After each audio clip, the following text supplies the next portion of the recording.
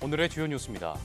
국내 연구진이 스마트워치로 우울증 증상을 예측할 수 있는 알고리즘을 개발했습니다. 스마트워치가 측정하는 생체 데이터를 기반으로 멜라토닌 변화를 분석해 우울증 대표 증상을 예측하는 건데 연구진은 빠르면 올 상반기 안으로 관련 어플을 출시할 계획입니다.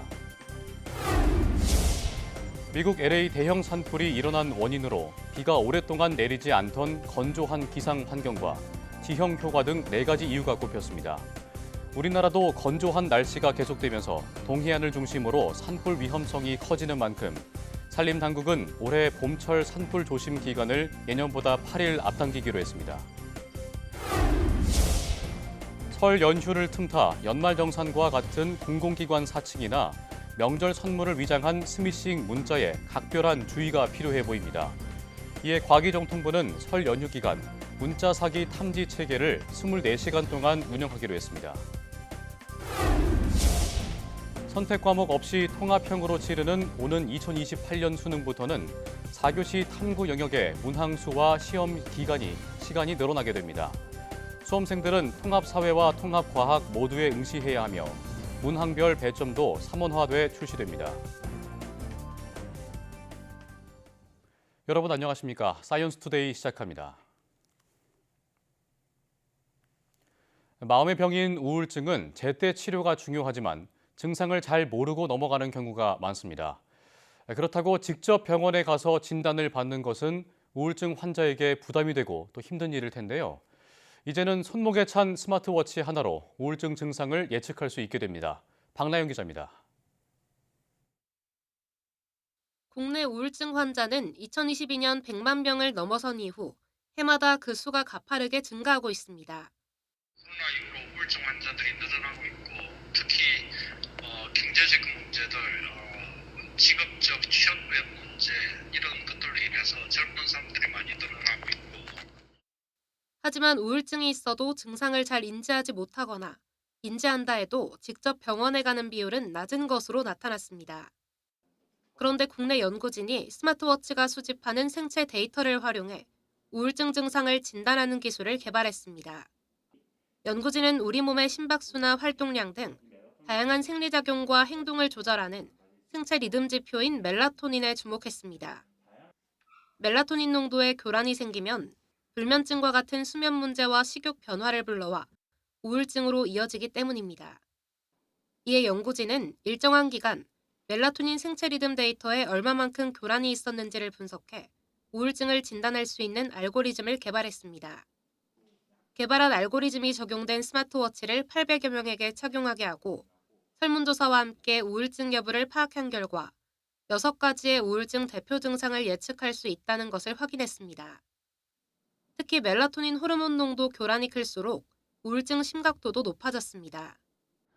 웨어러블 활동량 데이터와 심박수 데이터가 입력값으로 들어가면 연속적으로 계속해서 우리 뇌에 있는 생체 시계, 그래서 이런 것들을 예측할 수 있는 알고리즘을 개발했다고 보시면 될 것 같습니다.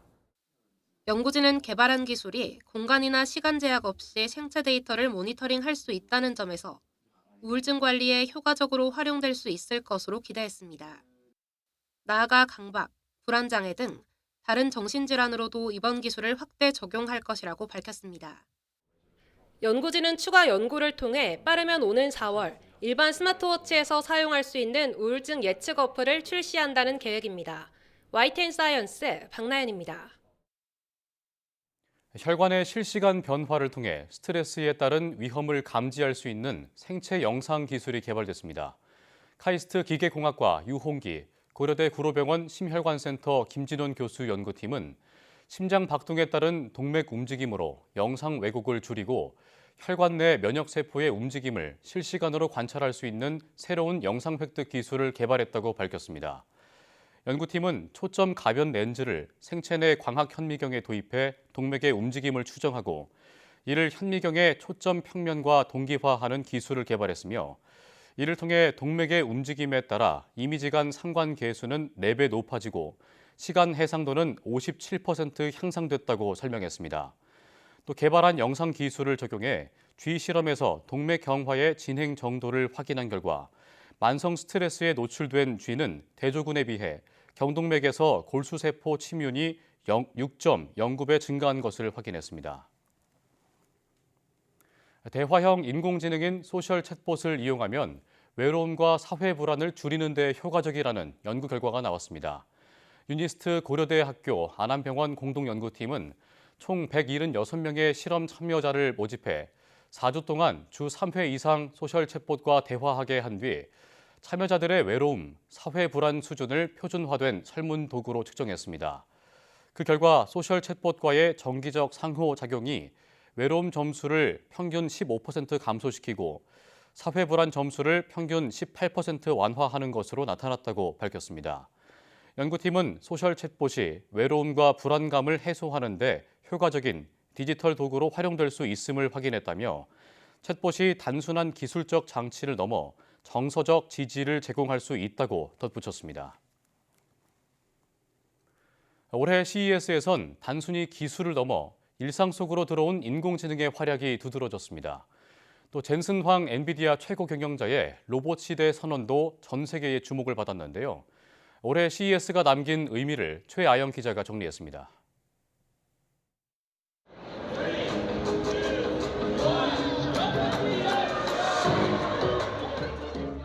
올 한 해를 주도할 최신 기술의 흐름을 보기 위해 전 세계 14만여 명이 CES를 찾았습니다. 가장 눈에 띈 건 한층 성장한 모습으로 일상에 들어온 인공지능입니다. 냉장고도 Are there any ingredients nearing their expiration date? These ingredients are expiring soon. TV도 Now I want to watch a soccer game.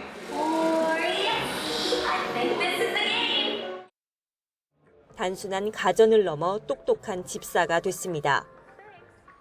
8년 만에 기조연설에 나선 젠슨 황 엔비디아 최고 경영자의 로봇 시대 선언은 전 세계를 깜짝 놀라게 했습니다. The ChatGPT moment for general robotics is just around the corner. 삼성전자는 인간형 로봇인 휴머노이드 개발 계획을 밝혔고 LG전자도 가정용 휴머노이드 출시를 예고했습니다. 저는 로봇 사업은 certain future라고 이렇게 생각을 합니다. 와야 되고 그래서 저희들이 이제 준비를 해오고 있었고. 젠슨 황과 만난 최태원 SK그룹 회장은 로봇과 같은 물리적 AI 분야에서도 엔비디아와 협업할 가능성을 내비쳤습니다. 올해 CES에선 중국의 진격과 일본의 부활도 두드러졌습니다. 중국 가전기업 TCL과 하이센스의 TV 기술력은 한국을 거의 따라잡았다는 평이고 인공지능 집사 로봇은 우리 기업을 위협했습니다.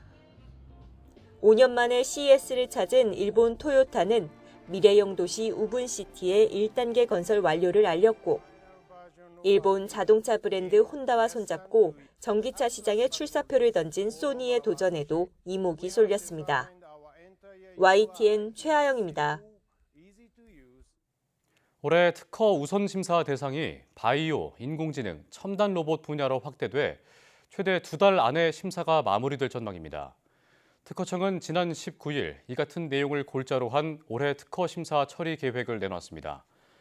특허청은 우선 심사 대상을 기존 반도체와 디스플레이, 2차 전지 분야에 이어 바이오와 인공지능, 첨단 로봇 분야까지 확대해 평균 18개월 이상이었던 심사 처리 기간이 최대 2개월 내로 단축될 것이라고 밝혔습니다. 탄소 중립과 관련 있는 수소 기반 기술 등도 우선 심사 대상으로 추가 지정될 예정입니다. 특허청은 지난해 16.1개월 소요되던 평균 심사 처리 기간이 올해에는 한 달 줄어든 15.1개월을 기록할 것으로 내다봤습니다.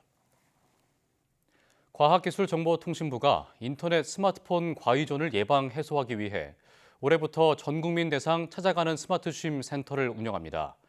올해는 운영 시간을 주 2회 오후 8시까지 확대하고 상담이 필요한 학교와 기관에 직접 찾아갑니다. 과기정통부는 딥페이크를 악용한 성범죄 대응 등 예방교육 영역을 늘리고 의무교육에서는 진단검사로 과의존 위험군을 선별해 상담을 무료로 받을 수 있도록 할 계획입니다.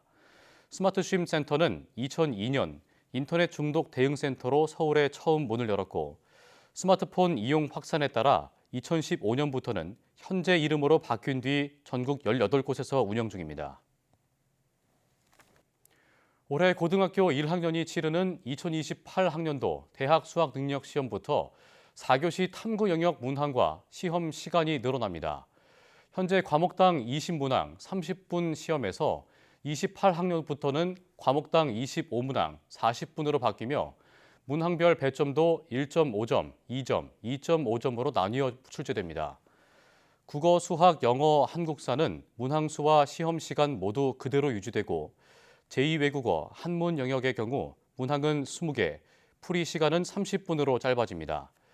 특히 사회, 과학, 탐구 응시자가 두 과목을 모두 응시해야 해서 전체 수능 시험은 5교시 일반 수험생 기준으로 20분 늦게 끝납니다.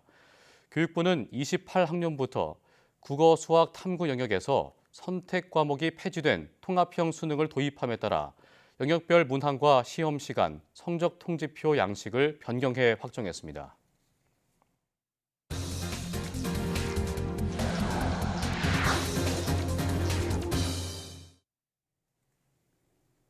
산림청 국립산림과학원이 미국 LA 대형 산불의 원인을 분석하고 우리나라도 산불에 대비해 봄철 산불 조심 기간을 예년보다 8일 빨리 실행한다고 밝혔습니다.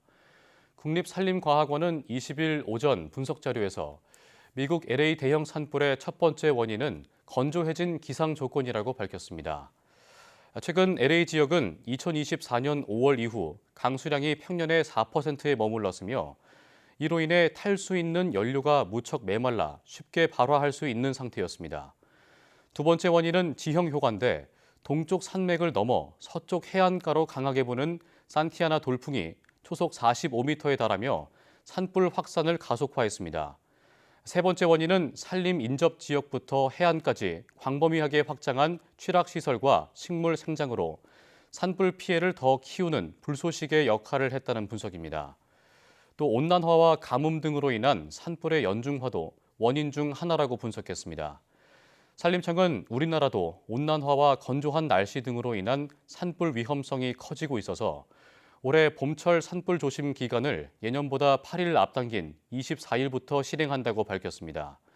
특히 산림청은 동해안을 중심으로 건조특보가 지속하는 가운데 이달 강원과 영남 지역의 산불 위험도가 높은 수준을 보이고 있다며 각별한 주의를 당부했습니다.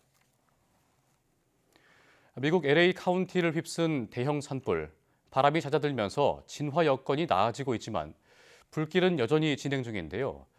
LA 산불이나 뉴욕 한파와 같은 극한 기후 현상이 앞으로는 북반구 중위도 지역에 더 빈번하게 일어날 거라는 연구 결과가 나왔습니다.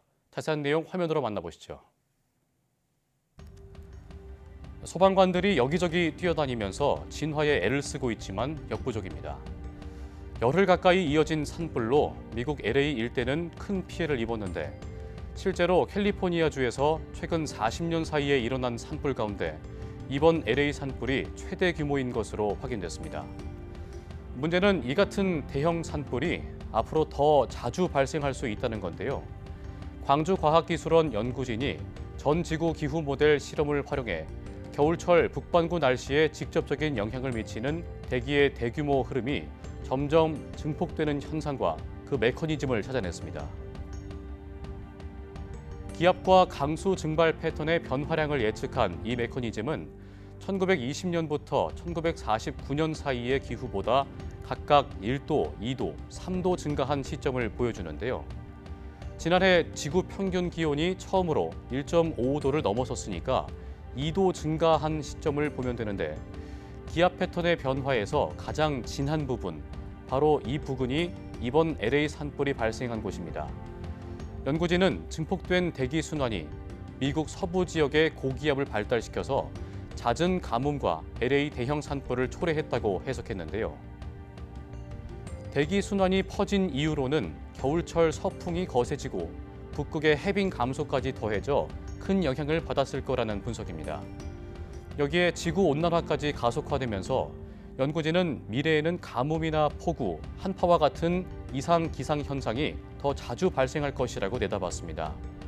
이번 기후변화 메커니즘을 기반으로 기후 현상의 인과관계를 파악하고 앞으로 일어날 수 있는 재해 가능성에 대해 철저하게 대비해야겠습니다. 지난해 여름 전국 곳곳에서 폭우 피해가 속출하고 있었던 상황에서 비상 상황을 대비해야 하는 산림청 소속의 한 공공기관이 대낮에 양주 파티를 벌인 사실이 뒤늦게 드러났습니다. 특히 양주 파티를 벌인 날이 전남 남해안을 중심으로 밤사이 시간당 60mm가 넘는 폭우가 쏟아진 직후였습니다. 김기수 기자입니다. 구내식당 안에서 삼겹살 파티가 한창입니다. 하지만 일부 테이블엔 삼겹살과 함께 양주병이 놓여 있습니다. 점심시간이지만 평일 대낮에 삼겹살의 양주 파티를 벌인 곳은 산림청 소속의 한 산림항공관리소. 관리소장 주관으로 양주 파티를 벌인 날은 지난해 7월 16일로 전국 곳곳에서 폭우로 인한 피해가 발생하던 상황이었습니다. 특히 당시 전남 지역에는 밤사이 시간당 60mm가 넘는 폭우로 주택 수십 채가 물에 잠겨 이재민이 속출했습니다. 비상시에 인명 구조라든지 각종 재난에 대비해야 될 그런 기관인데 평상시에 근무 시간에 음주를 하고 술을 먹었다는 자체가 이후 임무 투입이 불가능한 상황이 아니겠습니까? 더구나 추가 피해 우려에 국무총리가 각 부처에 주민 안전에 온 힘을 쏟아달라며 긴급 지시사항을 하달한 날이기도 합니다. 제보자는 이런 대낮 술 파티가 한두 차례가 아니었다고 주장했습니다. 일상의 어떤 식사 자리에서도 수시로 음주 행위가 있었고 또 음주를 하고 그렇게 또 일상을 근무 시간을 보내고 그랬습니다. 해당 산림항공관리소 측은 새로운 전입자에 대한 환영식이 있었고 비상대기 인원을 제외한 일부 직원만 한두 잔 정도의 술을 마셨던 것이라고 해명했습니다. 관리소장은 환영식이 있었던 것은 맞지만 당시 술을 마셨는지는 기억이 나지 않는다는 입장입니다. 산림청 법무감사 담당관은 관리소장을 포함한 관리소 근무체계 등 운영 전반에 대한 감사를 진행하고 있습니다. 현재 관리소장은 감사가 시작된 이후 다른 지역으로 인사조치된 상황. 전국에서 폭우 피해가 나오고 있는 상황에서 벌어진 대낮 음주에 공직기강에 대한 재점검이 필요하다는 목소리가 나오고 있습니다. YTN 김기수입니다. 서울 지역 설 차례상 비용은 전통시장이 22만 4천 원, 대형마트는 25만 8천 원이 드는 것으로 조사됐습니다. 서울시 농수산식품공사는 지난 13일 시내 전통시장과 대형마트, 가락몰 등 25곳에서 6, 7인 가족 기준 34개 주요 성수 품목 가격을 비교한 결과 이같이 나타났다고 밝혔습니다. 지난해와 비교해 구매 비용은 전통시장이 1%, 대형마트는 2.5% 올랐습니다. 품목별로는 전통시장이 배와 곶감, 대추, 밤, 고사리와 시금치, 동태, 한우, 양지 등이 저렴했고 대형마트는 사과나 무, 쌀, 밀가루와 식혜 등을 싼 값에 팔았습니다. 공사는 일부 과일과 채소가 생산량 감소로 가격 상승세를 보이고는 있지만 축산, 수산물 값은 비교적 안정적이라고 설명했습니다. 설 연휴를 앞두고 정부가 고속도로 주유소를 대상으로 가짜 석유 판매 등 불법 행위 단속에 나섭니다. 산업통상자원부는 오는 24일까지 고속도로 주유소 100여 곳을 대상으로 불법 행위를 단속하고 판매 가격 안정화를 독려하기로 했다고 밝혔습니다. 또 석유공사와 함께 귀성길에 값싼 주유소를 이용할 수 있도록 오피넷 사이트와 앱을 통해 경로별, 지역별로 주유소 가격 정보를 제공한다고 덧붙였습니다. 정부가 연말정산과 과태료 조회 등 공공기관을 사칭하거나 명절 선물을 위장한 스미싱 문자를 주의하라고 당부했습니다. 재작년부터 지난해까지 문자 사기 현황을 보면 과태료와 범칙금 등 정부 공공기관을 사칭하는 유형이 162만여 건으로 59.4%로 가장 많았습니다. 정부는 설 명절 전후로 이동량 증가를 틈타 범칙금과 과태료 부과 조회나 연초 연말정산 기간 환급액 조회를 유도한 악성 문자가 다량 유포될 것을 우려했습니다. 이에 미리 연락받지 않은 물건에 대한 배송 안내와 결제 요청, 환불 계좌 입력 등에 대한 문자가 오면 여기에 포함된 인터넷 주소를 누르지 말라고 당부했습니다. 또 긴 연휴 전 비대면 거래는 지양하고 거래에 앞서 경찰청에 인터넷 사기 의심 전화, 계좌번호 조회 서비스에서 사기 피해 신고 여부를 먼저 확인해야 한다고 조언했습니다. 과학기술정보통신부와 한국인터넷진흥원은 설 연휴 기간 문자 사기 24시간 탐지 체계를 운영합니다. 이와 함께 카카오톡 채널 친구, 보호나라를 통한 문자 결제 사기 확인 서비스로 국민 피해를 최소화할 계획입니다. 다가오는 설 명절 연휴, 주요 궁궐과 종묘, 왕릉이 무료로 개방됩니다. 국가유상청 국릉유적본부는 오는 25일부터 30일까지 엿새 동안 경복궁과 창덕궁, 덕수궁, 창경궁 등 4대 궁과 종묘, 조선왕릉을 무료로 이용할 수 있다고 밝혔습니다. 또 28일부터 30일 사이 경복궁 관람객들에게 한 해 동안 행운이 깃들길 바라는 마음이 담긴 그림 세 화를 선물로 전달할 예정이라고 덧붙였습니다. 세 화는 매일 오전 10시와 오후 2시 수문장 교대 의식이 끝난 뒤 회당 1000부씩 증정될 계획입니다. 서울시가 토지거래 허가구역 해제를 본격 추진합니다. 시는 최근 정비사업 규제 완화에도 적극적으로 나서고 있는데 사업성이 낮은 지역도 주거 환경을 개선할 길이 열렸지만 우려의 목소리도 나오고 있습니다. 김현아 기자가 보도합니다. 2020년 6월 서울 강남구와 송파구 일대에 지정된 토지 거래 허가구역이 해제될 전망입니다. 오세훈 서울시장은 부동산 경기가 하락 안정세를 보이고 거래도 급감했다며 서울 전역의 주거지 토지거래 허가 해제에 무게를 실었습니다. 특별한 시기에 선택됐던 토지거래 허가는 폐지를 지금 상당히 적극적으로 검토 중입니다. 조금만 기다려주시면.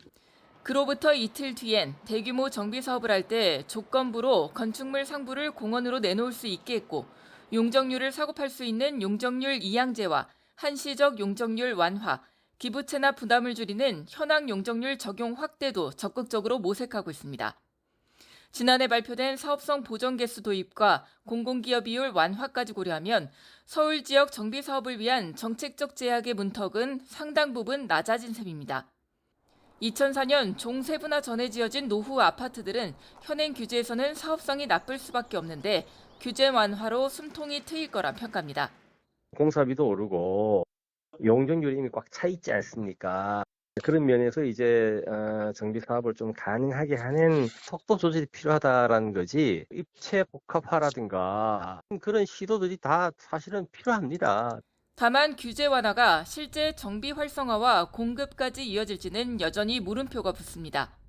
공사비 이슈라든지 혹은 금융조달 이슈라든지 혹은 사업성 개선, 그러니까 시장 환경 개선 이슈라든지 뭐 이런 것들은 지자체가 노력해서만 되는 건 아니거든요. 또한 한꺼번에 새로운 제도와 규제 완화책이 쏟아지면서 시행착오로 인한 부동산 시장 혼란을 우려하는 목소리도 나옵니다. YTN 김현아입니다.